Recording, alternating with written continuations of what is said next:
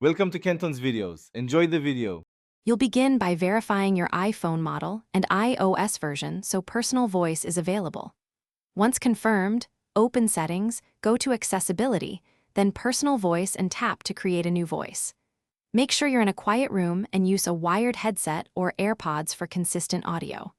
Follow the on-screen script and record the required set, typically 150 plus short phrases, while speaking naturally. This gives the system enough samples to synthesize your tone and cadence accurately. Once recordings are complete, review them and re-record any takes with distractions or mispronunciations so the model learns clean examples.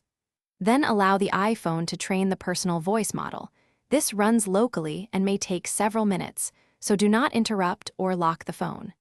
After training, name the voice and check privacy settings to control access. Make sure you enable the voice for calls and FaceTime in the personal voice settings if you want your synthesized voice available during live calls.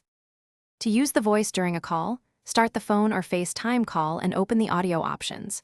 Choose voice, then select your personal voice. Test on a brief call so you hear latency and confirm clarity with the listener. Speak naturally and pace sentences so synthesis stays in sync.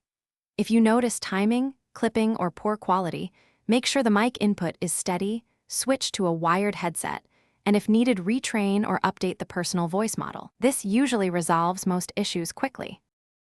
Thanks for watching. Consider subscribing if we helped you.